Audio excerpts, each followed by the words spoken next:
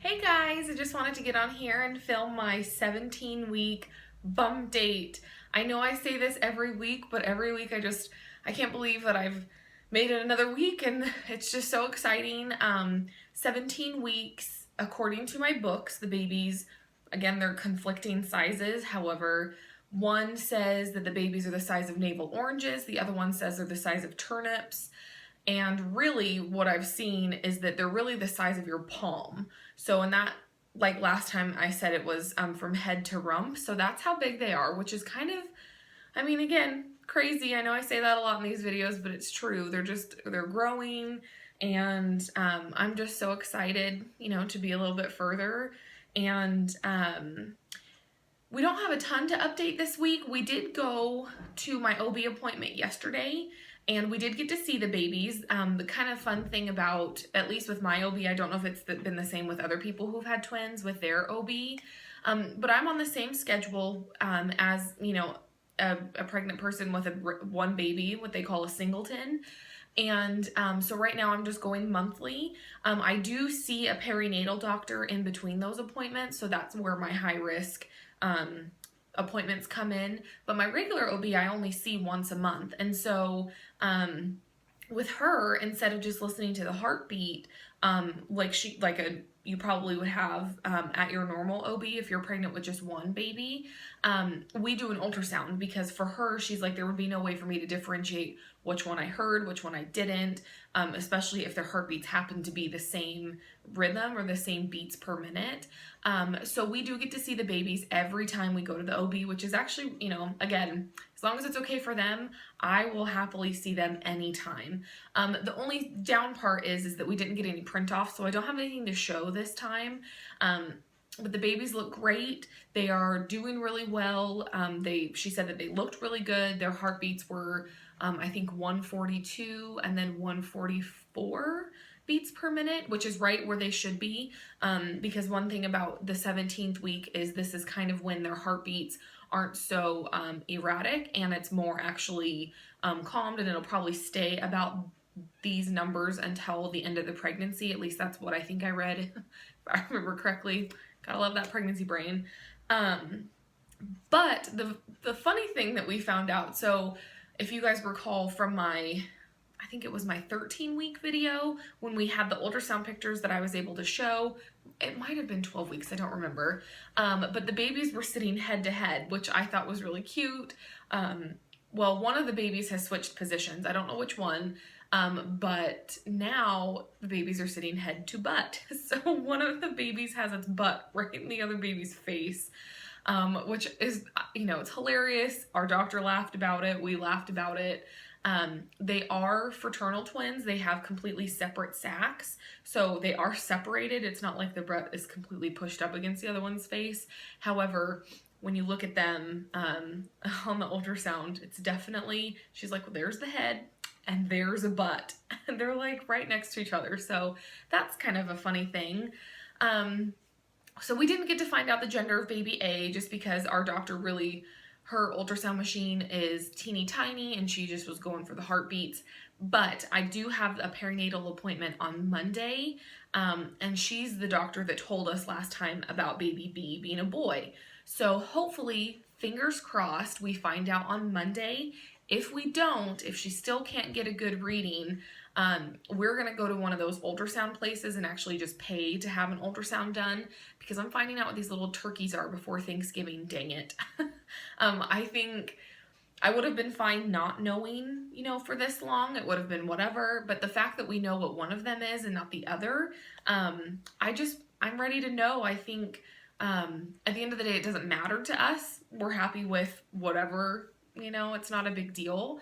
But we have names picked out, and what I want to do is start not practicing their names, because you never know. I mean, I know people a lot of times when their babies are born, I need to see them and make sure the name fits, and I completely agree with that. But I want to just make sure that these names feel right, at least the ones that we've picked out. That way, come, time for when I give birth, we have a couple of names picked out, and hopefully, the backup name would work if we weren't feeling the first name. But I hope that we don't need some you know, they really don't look like either of these names that we've picked. And so I really just want to know, that way we can kind of work on it, make sure it feels right, make sure it sounds right. And yeah, so that's kind of where we're at. I know we did do our registry, and we registered for both boy and girl items with the intentions of removing the girl items if we're having 2 boys, but leaving them there obviously if baby A is a girl. So just to make things easier, so in case you happen to go on the registry, we're registered at Babies R Us and Amazon. And if you're wondering if we know, oh my gosh, they must know the sexes of the babies, not quite. We did that just to save time. The closest Babies R Us to us is over an hour away. So we just killed 1 bird with 1 stone. 2 birds with 1 stone? Whatever. You know what I meant. Anyways, wow, Lindsay, get your stuff together. In other news, I mean, that's really it baby-wise. There's just not a whole lot to update. Nothing has changed. I still get my headaches. I did speak to the doctor about that, and really it's hormonal. And with 2 babies, my hormones are increased. So she really was like, there's not a whole lot we can do. Basically, all the tips that I was given is what she said. I can take Tylenol every 6 hours, which I don't intend on doing. But if I was dying or felt like I was dying, I would most certainly happily take a Tylenol constantly. Because sometimes those migraines are just awful. But laying in a dark room, drinking lots of water. She didn't say anything about drinking part of a soda, but I have done that for my previous migraine, and it did seem to make a difference, that little bit of caffeine.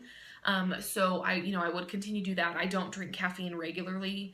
I stopped, as soon as we started doing our IVF, I stopped drinking caffeine. So I haven't had, as much caffeine. I will occasionally have, half of a soda, but mainly it's when I have a headache. So that's really what's going on. Just not a whole lot I can do about them. It's just part of it. She did say most women start to, at this point in the pregnancy, the headaches will start to dissipate. So I hope that's the case.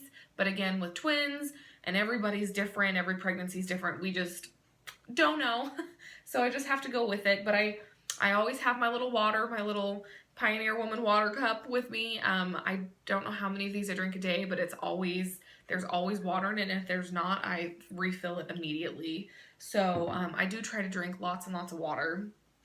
But so that's really it with the babies, but I just wanted to do a couple of little things. It is National Preemie Awareness Day, I think is what it's called, or National Preemie Day. And although we don't have preemie babies yet, the chances of having twins early is extremely high. And so, there's a chance that our babies could be born premature. And even if they're not premature, a lot of times twins are born on the smaller side versus having like a 9-pound baby. So we had a friend this weekend load us up with all of this baby stuff, baby clothes, blankets, bibs, burp cloth, all of this stuff, which was so amazing. I'm not sure if you guys saw the picture I posted of my bed was piled high with all of this stuff that they gave us, which is just amazing. Like, I feel so blessed to have people like that in our lives that are willing to just, give us these things. And we definitely plan on returning the favor, later on when our kids are grown out of them. We will pass them along to somebody who needs them. But what was great is that Shauna is her name. Her brother had twin boys. And so they had some extra preemie clothes that they gave us. And I just want to show you guys this one little onesie because I just can't get over how tiny it is. And it blows my mind that babies can fit into these. And I personally know several people who had babies in their 25th to like 30th week, and they were micro preemies. And so I think even preemie clothes were too big for them, which just, it baffles my mind. I just have a hard time thinking about how tiny these babies must be, because this is the onesie for a preemie. Now, I don't know if you can see, but here's the size of my hand. This is how big the babies are now in 17 weeks. So from head to rump, so probably be like this. But seriously, like, that's how tiny this is. This is so little. I feel like it belongs on some kind of doll. It blows my mind that little babies fit into these, and that there are babies born that are actually too small for these. So just you know, it's National Preemie Day or Preemie Awareness Day, so just keep that in mind. If you know anybody who's had preemies, just send them some love today.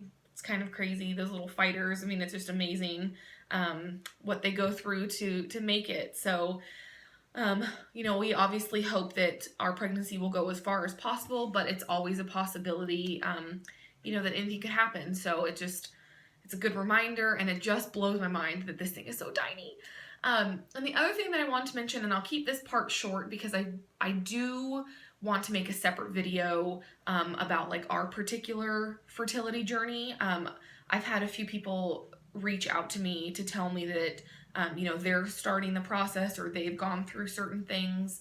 And, you know, that's the whole point I make these videos, or that I've been really open about our fertility struggles, is because when we first started 5 years ago, this whole process, I felt so alone. Like I didn't know anybody personally, at least I didn't think that I knew anybody that had gone through any of this stuff or that was dealing with it. And so it was really, really lonely. And that was a really big struggle for me. So I do want to make a separate video about, you know, the things that we went through, the processes, and kind of the difference between what an IUI is and and what an IVF cycle is. Because I've had a few people who say, oh, my sister, they did one of those, but I can't remember. And so I figured I'd just do a little, like, I don't know, call it a little, it's not teaching, but just a little, like, update on what we went through and what it was like. And I might even have Chris join me in that video just to get his perspective, because I know, you know, it was different for both of us. We obviously went through it together, but his experience is different than mine. So I did want to let you guys know I will be making that video, but at my OB appointment, my first OB appointment, the nurse that I was speaking to, because I told them ahead of time, obviously we're pregnant with twins, but that we did IVF. So all of my paperwork came from our fertility doctor, and we've obviously are very open about that. It's not a secret. I mean, it's a big deal, but it's not a big deal to where we're not afraid to talk about it. It's just, that's how we started our family. It's what we had to do. So I'm kind of known as the IVF twin pregnant girl at the OB office, which is fine. And so I was talking to one of the nurses, and she asked, because we were talking about like how we got to see the embryos and like the you know, when you do your IVF and the transfer, I actually got to see like where these embryos were being placed in my body. And it's so cool to be able to see that. So she asked if I would bring a copy, and I did. And so this week, at my appointment yesterday, I did bring a copy, and I had a different nurse. And when I told her, I was like, hey, the nurse that I had last time asked if I would bring these. She wanted to see them. And so I handed her the ultrasound picture and the picture of our embryos. And she was like, oh, this is so amazing. I'm actually, I'm getting ready to do my second IUI. And it just kind of, I don't even know the right words to describe how I felt, because I'm always happy to talk about this stuff. I'm super, super passionate about it, and about just talking about it and making it not so taboo, the infertility word and like the world that we all live in dealing with infertility. So her and I talked for a good few minutes when we went into the room where you usually talk about like what's going on, you know, with you. We talked for a good almost 10 minutes about the process and what she's going through. And she happens to be going to a doctor that we first started going to here in Texas. And so we were talking about that, and it just made me want to, like I said, make this other video that I'm going to make about our fertility journey. And also just, you never know what somebody's going through. You never know what kind of struggle they're going through. So just try and be as nice as you can to people. You never know. This girl, I give her so much props for, she's a medical assistant working in an OB office, struggling with fertility. I can't imagine how hard that would be. And I told her that, I'm like, you are so crazy strong for doing this, because you're surrounded by pregnant women and babies all the time. All the time. And these are women, you know, luckily a lot of people don't have to deal with fertility, but when you do, the last thing you want to do, especially when you're in the beginning stages of it, is be surrounded by pregnant people, because it's just a reminder of what you don't have and what you can't accomplish.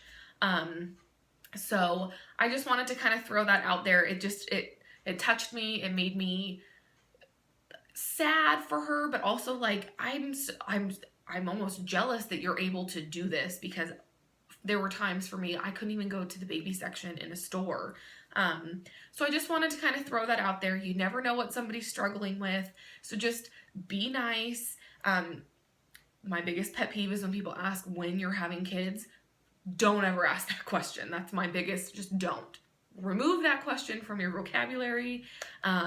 It's just not a question you should ask people, because you just never know. It took a long time for me to be able to talk about why we don't have kids yet. For a long time I lied about it, and then I would go cry. It would make me cry because it was just, it's horrible, it's hard. And so just don't ask that question. And again, if you know someone's struggling, just offer support and just don't ask questions. They might not want to talk about it. I'm very open about it. I'm happy to talk about it, but some people aren't in that boat. They might not be ready, and they might not ever want to talk about it, and that's okay. So anyways, enough of that rambling. I will put that all in a separate video about our fertility journey, and like I said, I think I'll ask Chris if he'll do that with me. So that's it. Sorry this video is so long, kind of got on a little tangent there, but I will show you my belly because it is growing. It's just constantly getting bigger. So 17 weeks today, and yeah, so the babies are still sitting one on top of the other, but now it's butt to face. So anyways, I hope you all have a great week, and I look forward to our next bump date at 18 weeks, and then hopefully soon I'll post the infertility video for anybody who's curious and wants to see it. You can ask any questions that you want. So anyways, that's what I got. I hope you all have a good one, and we'll talk to you soon. Bye.